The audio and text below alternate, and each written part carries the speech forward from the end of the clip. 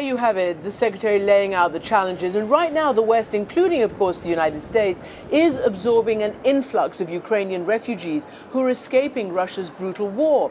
But there are also concerns that Putin is weaponizing migrants in an effort to destabilize Europe and those nations supporting Ukraine. My next guest is the Lithuanian Foreign Minister, Gabrielius Landsbergis, in a very windy Washington. As you can see, his Baltic nation is in a very difficult spot between Russian territory and the Moscow ally Belarus. But Lithuania is a David, of course, facing two Goliaths, also in a standoff with China over trade.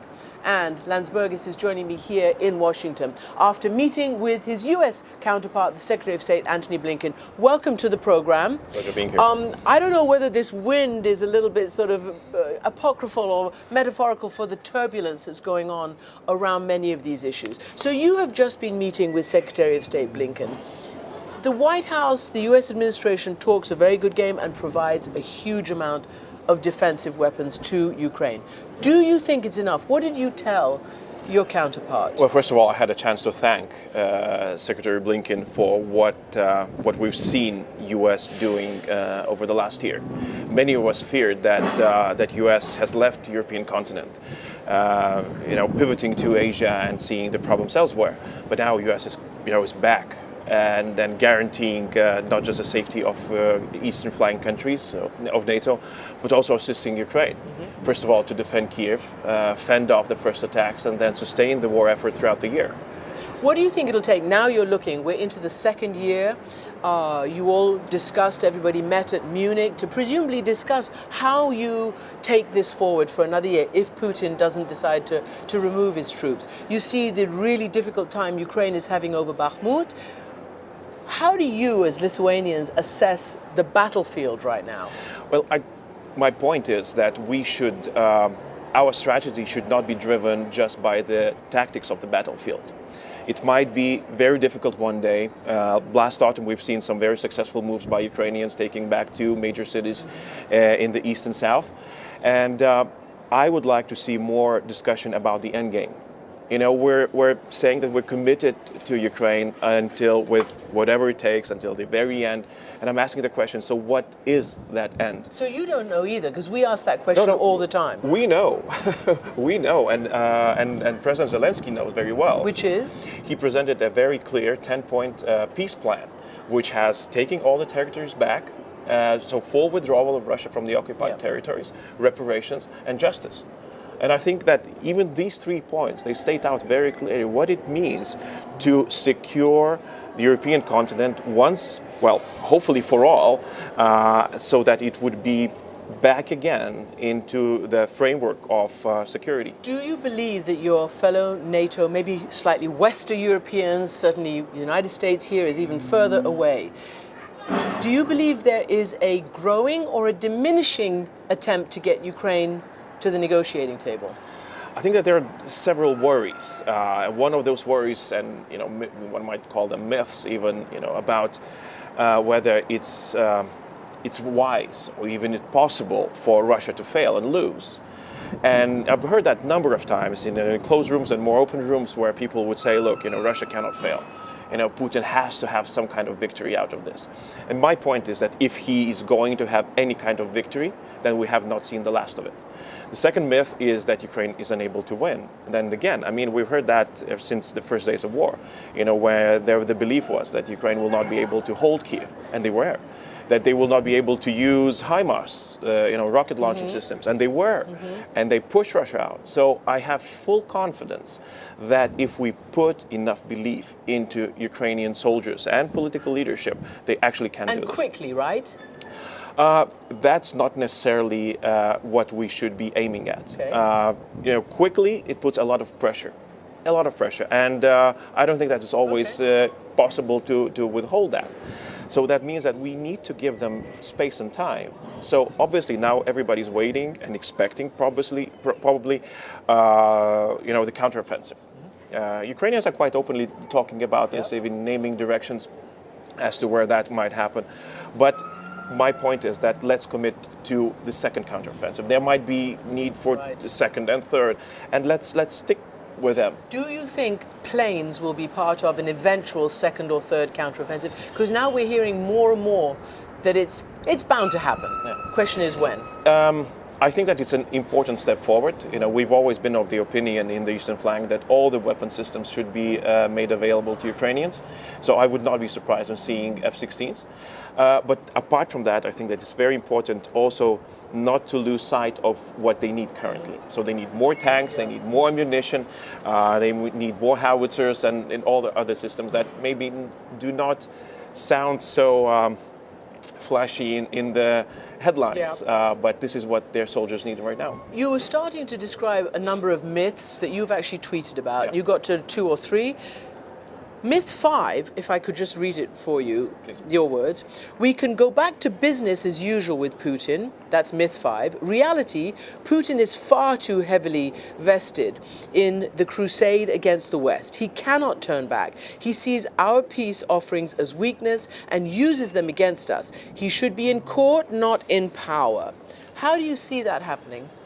I think that the major difference between the narratives is if somebody suggests that we should be negotiating with Putin, and I think how do we reconcile that with the idea of special tribunal? You cannot have both. You cannot have somebody who is actually guilty for act of aggression, for ordering his generals and troops commit war crimes, and then sitting at the same table to negotiate, a ceasefire or seizing of territories. You have to decide. And again, if we show that we're not sure whether there has to be a special tribunal, where there has to come a point in time where justice will be served to all the officials who are responsible for this war, then it is taken as a sign of weakness, that we are indecisive, that maybe there are options and ways out of it. It is said that your states, the Baltic states, yourself and your other 2, Latvia and Estonia, and also East European countries like Poland, have the kind of experience with Russia and the Soviet Union that sets you apart from countries further west. Do you sometimes feel alone? Do you feel like, alone? We had that feeling in 2000s when we had that feeling when the restart was offered to Russia, when we said, look, it's still the same imperialistic state or empires, I might even call, which more resembles empires of 19th century than the modern European country. That they have this attitude towards their neighborhood, which is not peaceful. They see spheres of influence. They want to stop countries joining NATO because it somehow affects their security, when we're just talking about our security. So this is when we felt alone. Now I believe that there's a lot more convergence towards the understanding of what Russia actually is. I don't think that we're there yet, completely grasping what it is Russia and how Baltic states and Poland sees Russia. Just to give you an example, the main point that we are always discussing is that is it politics for you? And we say it's not a political point for us. It's a vital point. We are worried when we see Bucha, when we see Irpin, when we see civilian buildings destroyed. We think about our cities, we think about our people, and this is what we want to defend. So there is this difference. Talking of your own security, I mean, it's never separate from what's happening right now, but even before this war, you had called for more defensive emplacements by NATO along the eastern flank, and you keep calling for it. And this at the last NATO meeting in Madrid, it seemed to have been pledged, and I'm not sure whether it actually ever happened. And again, I asked at this Munich conference, the Secretary General of NATO, what about all these, what was mooted as tens, if not hundreds of thousands of NATO forces in a defensive posture, a deterrent posture along. This is what he told me.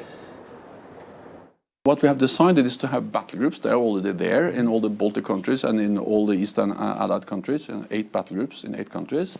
Then we are now in the process of making them scalable to have air-marked forces, brigades that can be that will train, have pre-positioned equipment, and then can be quickly deployed.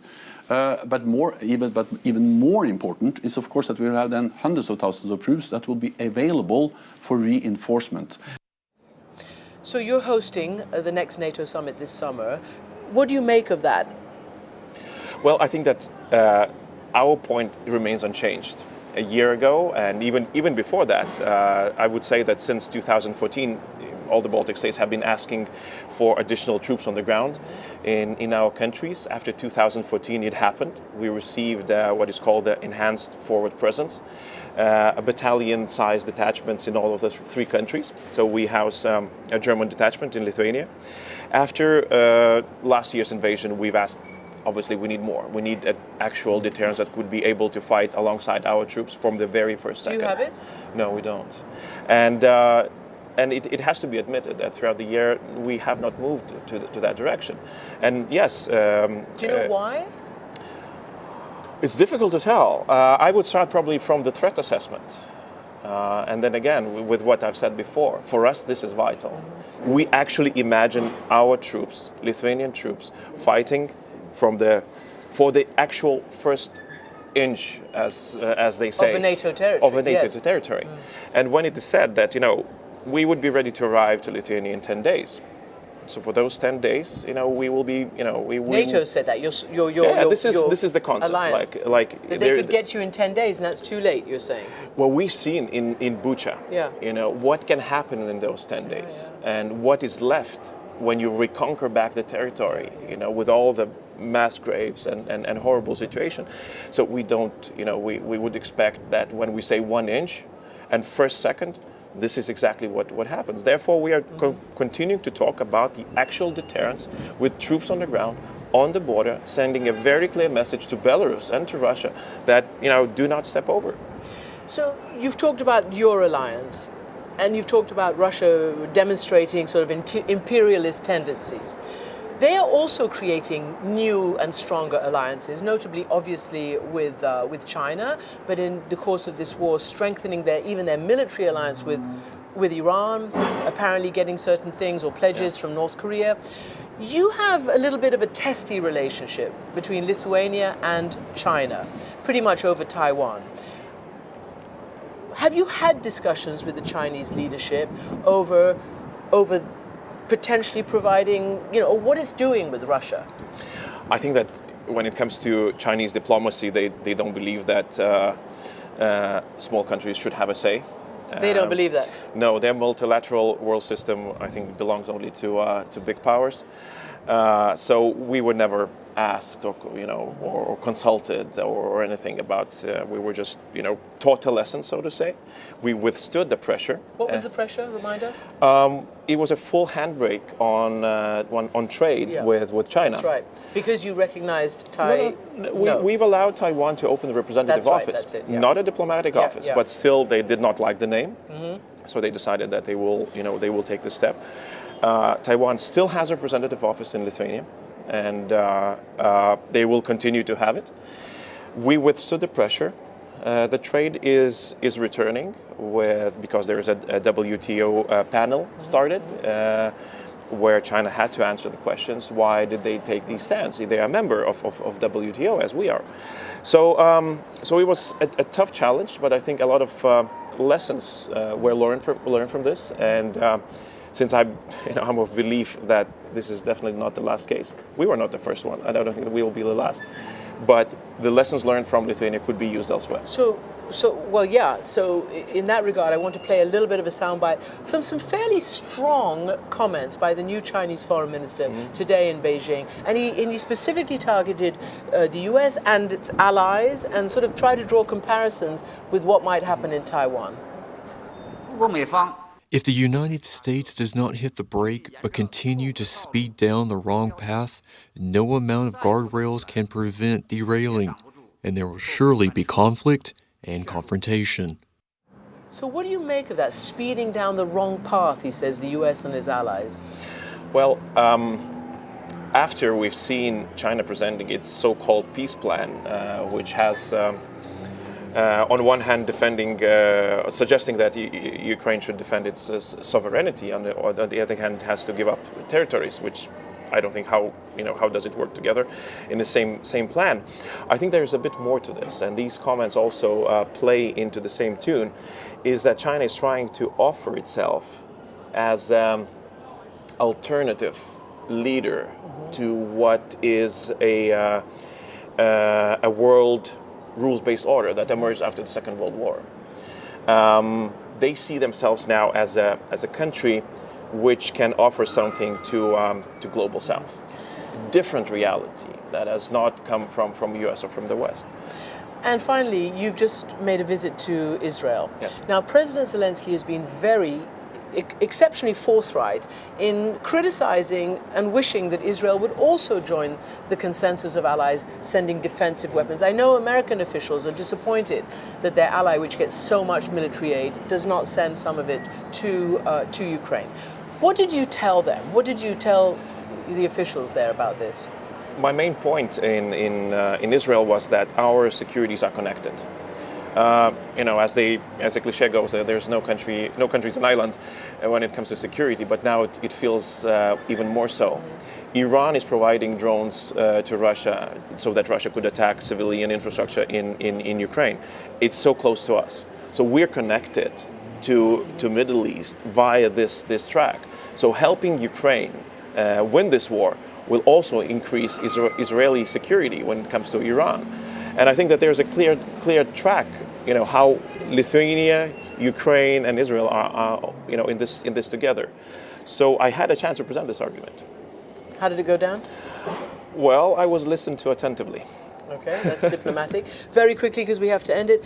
Is the EU going to categorize the Iranian Revolutionary Guard Corps as terrorist organization? Lithuania supports the notion, but we still have not reached the consensus. Foreign Minister Landsbergis, thank you very much indeed for joining us. Thank you so much.